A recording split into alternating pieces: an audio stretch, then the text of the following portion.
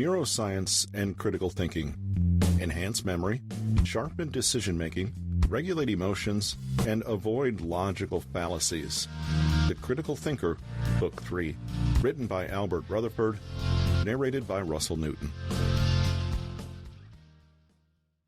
Part 1. Neuroscience. Chapter 1. The Neuroscience of Belief and Perception. When considering adopting a dog, even with an open mind towards various breeds, personal biases can influence our research process. For example, while contemplating breeds like corgis, searches might lean towards positive queries such as, "Corgis good with kids," contrasted with potentially negative searches for other breeds. This selective questioning can confirm pre-existing preferences due to an unconscious bias leading to a skewed decision-making process. This phenomenon isn't deliberate, but stems from our brain's wiring, which favors beliefs aligned with our desires, influenced by emotional responses. These emotional responses are often based on past experiences, cultural influences, and societal stereotypes associated with certain breeds. For example, someone who grew up with a friendly and affectionate golden retriever may have a positive bias towards retriever-type breeds and subconsciously seek information that confirms their belief in their suitability as family pets. On the other hand, they may hold preconceived notions about breeds like pit bulls or Rottweilers based on negative media portrayals, leading them to unconsciously search for information that supports their concerns about these breeds' temperament or aggression. This biased research process can prevent individuals from considering a wider range of dog breeds that may be well suited to their lifestyle and preferences, ultimately limiting their options and potentially missing out on the perfect canine companion for their family. Our brains are neurologically wired to base our beliefs on what we want to believe, because these are emotional responses. Emotional responses were useful to people when we had to run away from animals that wanted to eat us, but they can cloud rational thought processes in the modern world. However, if we understand this, we can also work to mitigate the effects of our emotional biases on our brains. The triune brain model. Our brain functions on three primary levels as outlined in the triune brain model by neuroscientist Paul MacLean: the neocortex, human brain; limbic system, primate brain; and the basal ganglia, reptilian brain. This model suggests that our cognitive processes, particularly emotional ones, often operate subconsciously within the brain's older parts, which evolved to help our ancestors make quick survival decisions. For instance, the reptilian brain, responsible for fundamental survival behaviors such as feeding, fleeing, fighting, and reproduction, triggers our instinctual fight, flight, freeze responses to perceived dangers. The reptilian brain is the oldest of our three brains. It's controlled by the basal ganglia, which are at the center of the human brain and are found in every animal, including reptiles and birds. Theorists think that the brains of reptiles and other early evolution stage animals were largely made of this brain area. Therefore, in theory, the basal ganglia were developed first. The basal ganglia controlled self-preservation. Chapter 2. Memory and Error. Think of your earliest memory. Is it of you running around at the playground, going to an amusement park, or meeting your sibling? Can you picture what was happening? Chances are, this memory was actually completely invented by your brain. We don't have a video recorder attached to our eyes. Our brain is responsible for constructing our memories, and therefore, our memories are not necessarily a reflection of reality. Instead, they are influenced by our pre-existing beliefs and biases, which shape them into the reality that our brains accept. Short-term and long-term memory. Short-term memory, which is temporary and limited, plays a significant role in daily life, allowing us to process and remember recent information briefly. Research indicates we can hold about 7 items in short-term memory for up to a minute. This memory type is essential for immediate tasks, such as following a conversation or recalling where an item was placed. Its limited capacity focuses our attention on crucial details, aiding survival by prioritizing immediate threats or actions over trivial information. Short-term memory, like bias and emotions, is designed to help us survive in the wild. To convert information from short-term to long-term memory, efforts like repetition, simplification, or association techniques, such as mind palaces, are necessary. Motivation to remember can also enhance this transition. Your motivation to remember something can also help you remember it. If you're on an amazing vacation and you say to yourself, "I want to remember this," you probably will. Except if you're a writer. If you have a wonderful idea in the middle of the night and you think you'll remember it in the morning, you won't. So, take a quick recording on your phone that I know it's by your bedside. Long-term memory, capable of retaining information for extended periods, associates memories with meanings, other memories, and sensory experiences like sound, aiding recall. The physical process of transferring to long-term memory involves rewiring neuron structures through long-term potentiation, creating new neural networks. These networks strengthen with repeated use, incorporating sensory data into memories. The hippocampus plays a key role in this transfer, but does not store long-term memories. It initiates the necessary structural changes. Whenever we learn anything, it changes the way our brain's cells are organized and can even create new brain cells. The structures formed by our neurons are called neural networks because neurons communicate with each other through them. When we develop new networks through learning, our neurons create proteins that help transfer neurotransmitters, or chemical signals that help brain cells communicate, through connections between the cells called synapses. Each time we use this connection, it gets stronger. These connections also bridge other parts of the brain, like the visual and auditory cortices, which help us. Chapter 3. Neuroplasticity. For decades in our neurology study, the conventional wisdom surrounding the development, maintenance, and longevity of our brains was assumed to be preordained and linear. We were born with the set potential and healthy brain lifespan, and once we left adolescence, our brains ossified and began their inevitable decline. Neuroplasticity, the brain's ability to adapt and change throughout life, challenges the outdated belief that our cognitive capabilities and brain structure are fixed after adolescence. This evolving field of study reveals that our brains are dynamic, capable of growth and recovery, regardless of age. Neuroplasticity is the ability of our brains to change because of our actions. We can engage in activities that keep our minds sharp and improve our memory, skills, and general well-being, regardless of how old we may be. This even applies to recovering from traumatic brain injuries, such as strokes or physical damage to the brain sustained in adulthood, previously believed to be irreversible. We now know that the brain is an active and highly malleable learning powerhouse that will continually evolve throughout a person's entire life. How does it work?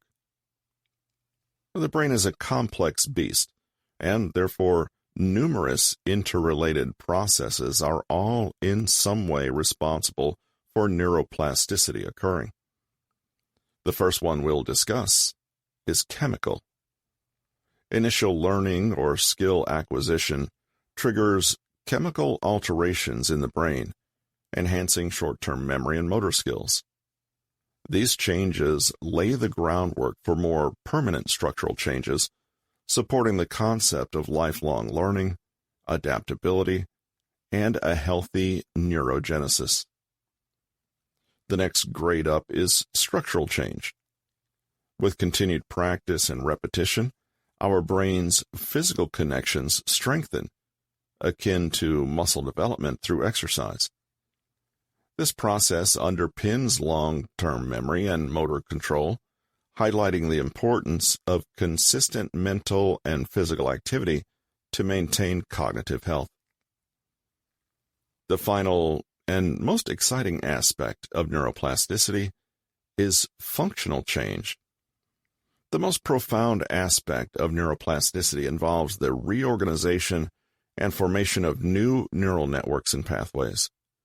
These adaptations allow for the acquisition of new skills, such as mastering a musical instrument or a new language, and are critical for recovery from traumatic brain injuries. The brain compensates for damage by rerouting functions through new or underused pathways, demonstrating remarkable resilience and capacity for recovery. These three systems work in conjunction and allow our brains to be surprisingly flexible. New pathways are formed, old ones are discarded as new skills are gained, and obsolete ones are forgotten. This gives us the tools to learn, create, and stay healthy. Why is neuroplasticity important? The perception that our minds and thought processes are set in stone is a tough one to shake. Chapter 4, on reality. Reality, as we perceive it, is a construct of the brain, intricately pieced together from filtered sensory data. This constructed reality, though it feels cohesive and unified, is actually the result of various brain regions, each with distinct functions, interacting and sometimes conflicting with one another. These interactions and conflicts among different parts of the brain can influence our reactions and decision-making, leading to choices that might not always be optimal. The neocortex plays a critical role in shaping this constructed reality, overseeing higher-level functions such as behavior control, planning, and decision-making. However, it often acts on the premises established by more primitive parts of the brain. For example, an impulsive decision driven by a desire for revenge might be initially flagged by the neocortex as inappropriate. Yet, depending on which part of the brain prevails in the internal conflict, the neocortex might end up rationalizing the impulsive decision, employing sophisticated justifications for actions instigated by more primitive impulses. The classic example to illustrate this is the experiment of delayed gratification, known as the Stanford marshmallow experiment. It was conducted by psychologist Walter Mischel in the late 1960s and early 1970s. In this study, children were given a choice between one marshmallow they could eat immediately or two marshmallows if they waited for around 15 minutes. The child's primitive brain, driven by immediate desires, would motivate them to grab the single marshmallow right away. This part of the brain focuses on immediate rewards and operates on an instinctual level. On the other hand, the child's neocortex, responsible for higher-order thinking like future planning and impulse control, recognizing that waiting will lead to a greater reward. If the neocortex's influence prevails, the child can delay gratification and understand the benefits of waiting. This decision is a result of higher cognitive processes overriding the immediate impulses driven by the more primitive areas of the brain. However, if the primitive brain dominates, the child might rationalize the immediate choice with thoughts like, one marshmallow now is better than none, or I might not get any if I wait. Regardless of the choice made, dopamine is released, rewarding the child for their decision. This experiment not only demonstrates the conflict between our higher cognitive functions and more primitive impulses, but also sheds light on how our brain handles choices between immediate pleasure and long-term rewards.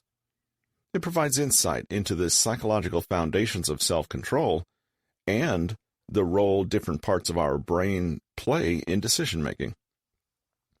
The process of decision-making, while seemingly conscious and deliberate, largely occurs at a subconscious level, guided by evolutionary developed brain mechanisms. Research conducted in 2008, utilizing fMRI scanning, demonstrated that the brain exhibits decision-making signals up to 10 seconds before individuals become consciously aware of their decisions. This study. Part 2, Critical Thinking. Chapter 5, Arguments and Logical Fallacies. The saga of the N-rays is a vivid example of the peril of logical fallacies in scientific discovery. In the early 20th century, physicists Prosper René Blondeau claimed to have found a new form of radiation called N-rays. These rays were said to come from various substances, including the human body. Initially, his findings were seen as groundbreaking and were published in prestigious journals, sparking research in France.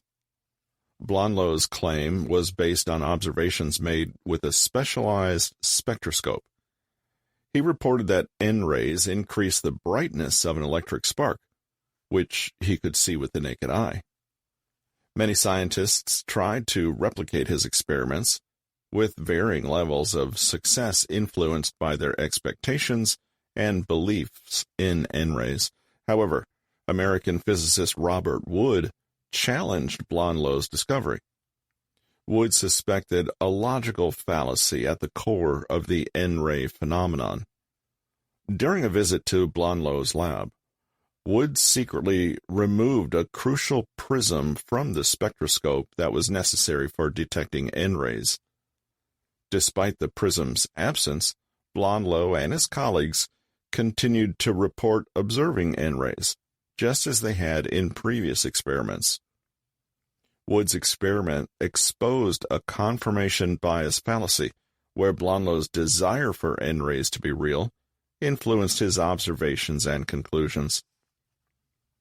Rather than objectively analyzing the data and considering alternative explanations, Blondeau saw what he expected to see, ignoring the lack of empirical evidence. The story of N-rays serves as a warning, reminding us of the importance of skepticism and avoiding logical fallacies in arguments. It emphasizes the need to distinguish between what we believe to be true and what is supported by evidence, a distinction vital for advancing knowledge and refining critical thinking skills. The brain's susceptibility to errors, as discussed in previous chapters, can be mitigated through the development of logical argumentation skills.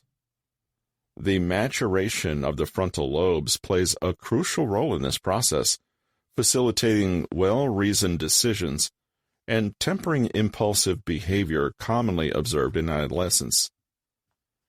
Mastery of logical argumentation and an understanding of logical fallacies are essential tools for refining critical thinking abilities. Logical argumentation is pivotal, not just in proving a point, but in fostering clear communication and mutual understanding. Contrary to the competitive nature often associated with argumentation, the essence of critical thinking lies in the meticulous construction and analysis of arguments to discern truth and logical validity. Proficiency in arguing effectively is instrumental in evaluating the merits of different viewpoints, thereby enriching learning and personal belief systems. One of the primary challenges in honing argumentative skills is overcoming the tendency to rationalize, a precursor to confirmation bias. Rationalization involves forming a conclusion first. Chapter 6. On marketing, media, and other mind games. In today's digital age, the average person receives numerous emails daily, ranging from promotional offers and discounts to requests for donations and curated content suggestions.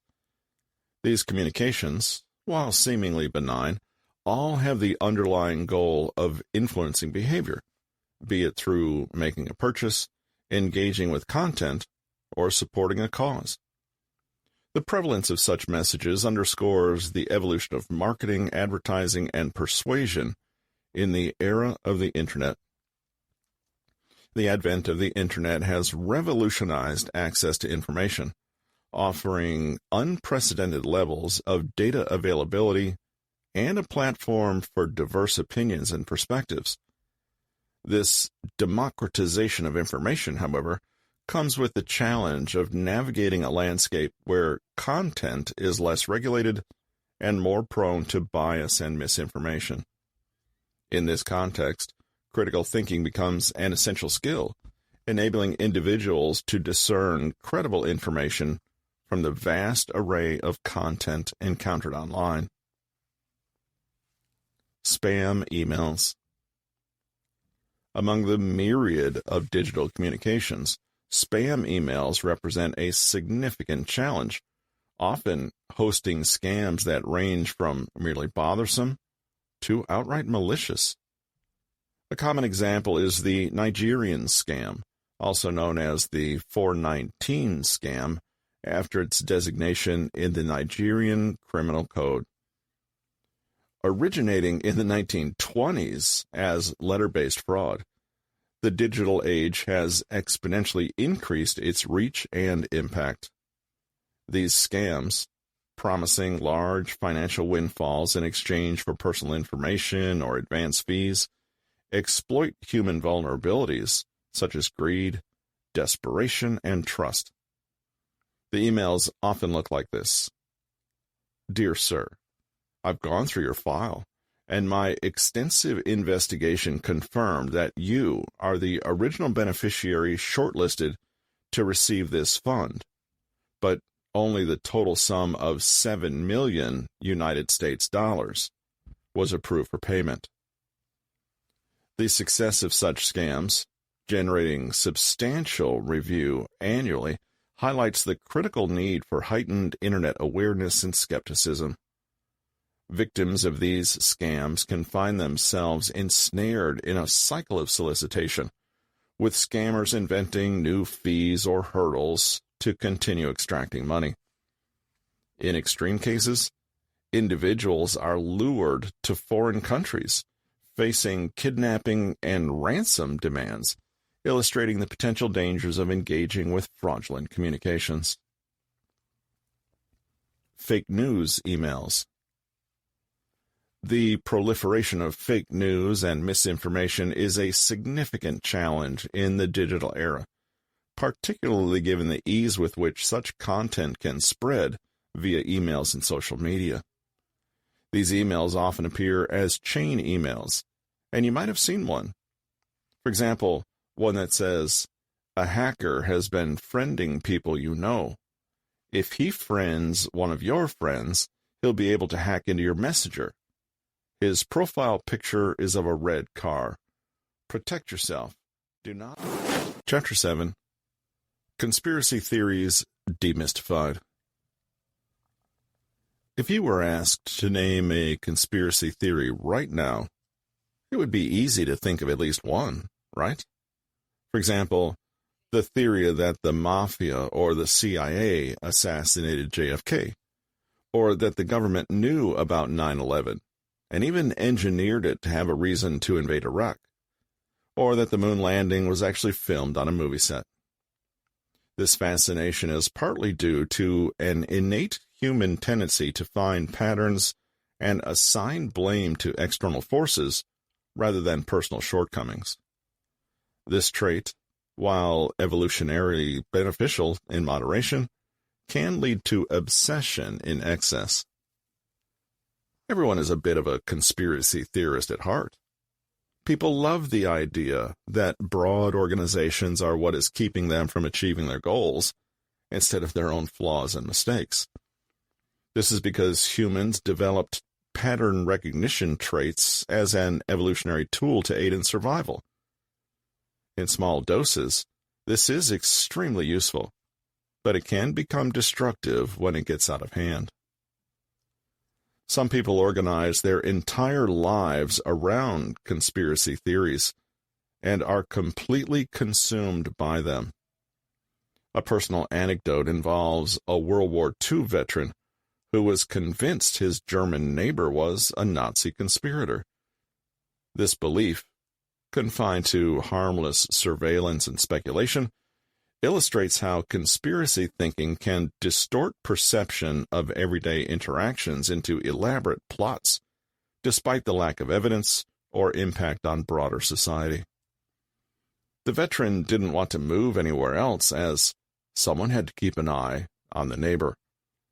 Luckily, there was no violence involved, and the conspiracy theory didn't leave the house, until now landing on this page.